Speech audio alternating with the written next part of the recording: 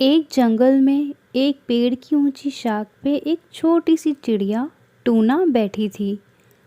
वो एक डाल से दूसरी डाल पे कूदती फिरती, फिर तीसरी डाल पे। वो निडर होकर प्रकृति का आनंद ले रही थी। अचानक जंगल में तूफान आ गया। हवाएं इतनी ज़ोर से चलने लगी मानो पेड़ टूटकर गिरने लगे। पर उस नन्ही टूना को कोई डर नहीं था। उसे विश्वास था कि तूफान से खुद को बचा लेगी। अगर एक शाख टूट गई तो दूसरी शाख पर बैठ जाएगी। जंगल में ना तो पेड़ों की कमी थी, ना शाखाओं की। वो जानती है अपनी शक्ति को। उसके पास उड़ने को पंख है और यही पंख उसकी शक्ति है। यही उसका विश्वास है। दोस्तों, मुसीबत आए तो उसी नन्ही पक्षी की तरह निडर होकर सामना करो। मत भूलना कि मुश्किल समय में ही हमारा सर्वश्रेष्ठ बाहर निकलता है। याद रखना कि पतंग हवा के विपरीत ही उड़ती है। मत भूलना कि जब कोई रास्ता नहीं होता तभी बहुत से रास्ते होते हैं, बशर्ते हमें खुद पर विश्वास हो, अपनी क्षमता पे भरोसा हो।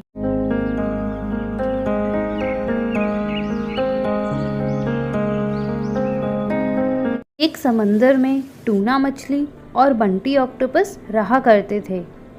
टूना बहुत ही कमज़ोर थी और ऑक्टोपस बहुत ही ताकतवर था। टूना मछली इतनी कमज़ोर थी कि उससे कोई भी काम नहीं हो पाता था, क्योंकि बचपन से ही वो बाहर का खाना खाती थी। बस दिन भर बर्गर, पिज़्ज़ा, मैगी जैसी चीज़ें ही खाती। एक दिन की बात है, टूना मछली जंगल में जाती है। उसे एक बड़ा सा आम नज़र आता है जो कि बहुत रसीला होता है। उसने सोचा क्यों ना आम उठाकर घर ले जाऊं और मज़े से खाऊं। टूना जैसे ही आम उठाने की कोशिश करती है, गिर जाती है। दूर खड़ा बंटी ऑक्टोपस सब देख रहा था। उसने टूना का मजाक उड़ाते हुए कहा, अरे ओ कमज़ोर मछली, तुमसे ये आम नहीं उठाया जाएगा। तुम चाहे कितनी भी कोशिश कर लो, पहले खुद को देखो तो ज़रा। पतली सी तो हो और उठाने चली हो आम। और टूना मछली बार बार कोशिश करती है मगर वो आम नहीं उठा पाती। आखिर वो थक हार कर बैठ जाती है। मैंने तो पहले ही कहा था तुम्हें, टूना मछली जितनी भी चाहे कोशिश कर लो, सब बेकार जाएगी। तुम जैसी मछली तो एक तिनका भी नहीं उठा पाएगी, और तुम इतने बड़े आम पर अपनी नज़र डाल रही हो। वैसे अब तो तुम मुझे पहले से भी ज़्यादा कमज़ोर लग रही हो। लगता है तुम अब जल्दी ही ख़त्म हो जाओगी। टूना मछली बेचारी खामोशी से बंटी ऑक्टोपस की बातें सुन रही थी, लेकिन वो उसे कोई जवाब नहीं देती। टूना मछली को बचपन में ही खाना ना खाने और बाहर की चीज़ें ज़्यादा खाने से एक बीमारी लग गई थी, जिसकी वजह से उसका शरीर बहुत कमज़ोर हो गया था। वो ज़िंदा तो थी लेकिन बहुत कमज़ोर थी। यही वजह थी कि वो आम भी ठीक से नहीं उठा पाती थी। बंटी ऑक्टोपस टूना मछली का बहुत मजाक बनाता है और उसे ताना देते हुए कहता है, ओ कमज़ोर मछली, ऐसे उठाते हैं आम? और वो तुरंत आम उठाकर वहाँ से भाग जाता है। मछली बेचारी रोते हुए वहाँ से जाने ही वाली होती है कि वहाँ पर एक बादाम का जादुई पेड़ उसे आवाज़ देता है। टूना मछली, मेरी बात सुनो। अरे, ये मुझे कौन आवाज़ दे रहा है? यहाँ तो कोई भी नहीं है। फिर मछली का ध्यान पेड़ पर जाता है जो उसे बुला रहा था। मछली उसके पास जाती है। यहाँ तो कोई भी नहीं है। मुझे आवाज़ किसने दी? मेरी प्यारी बच्ची, ये मैं हूँ, बादाम का पेड़। डरो नहीं। अरे, आप बोल सकते हो क्या? मगर आप तो पेड़ हो। हाँ मेरी बच्ची, मैं बोल सकता हूँ। मुझे तुम्हारा रोना देखा नहीं गया, मगर ये राज किसी को बताना मत।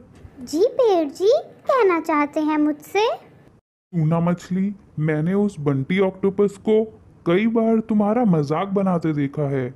वो बहुत ही बुरा है। क्या करूं? बाहर के चिप्स, मैगी, बर्गर, पिज़्ज़ा खा खा कर मैं इतनी कमज़ोर हो गई हूँ। बच्ची, फिक्र ना करो, मैं तुम्हारी मदद करूँगा। तुम बस अब बाहर की चीज़ें खाना बंद करो और ऊपर देखो, वो जो लाल बादाम है ना, उसे तोड़कर खा लो। पहले बंटी ऑक्टोपस ने मेरा मजाक बनाया, अब आप भी बनाओगे? मुझ में इतनी ताकत होती तो मैं वो आम ना उठा लेती। टूना मछली, मैं तुम्हारा मजाक नहीं बना रहा। मैं कोई साधारण पेड़ नहीं हूँ, मैं एक जादुई पेड़ हूँ। अगर मेरा एक बादाम तुम रोज खा लो तो तुम बहुत ही जल्द ताकतवर बन जाओगी। सच में जादुई पेड़?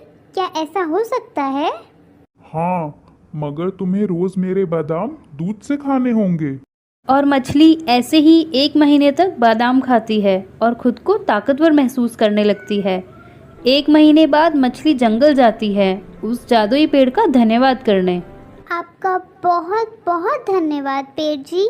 मैं आपका ये एहसान जिंदगी भर नहीं भूलूंगी। कोई बात नहीं मेरी बच्ची, बस अब बाहर की खराब चीजें मत खाना। हमेशा फल, दूध और अच्छी चीजें ही खाना।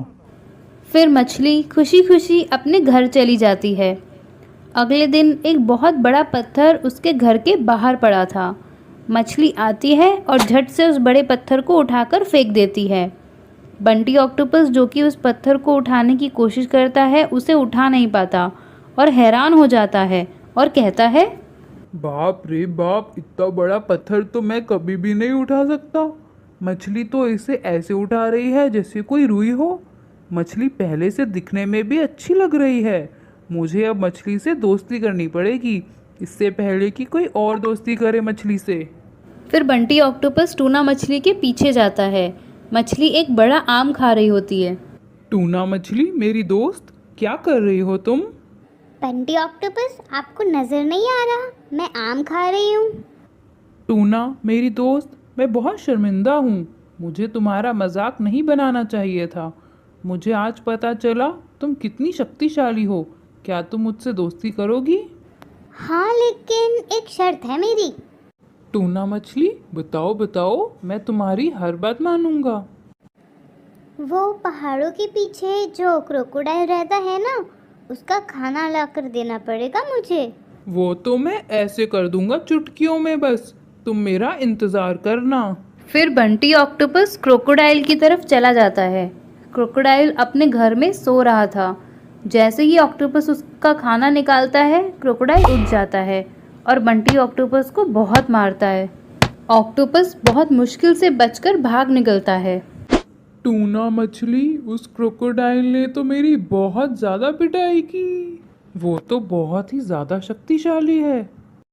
तो बंटी ऑक्टोपस, मैं तुमसे दोस्ती नहीं कर सकती।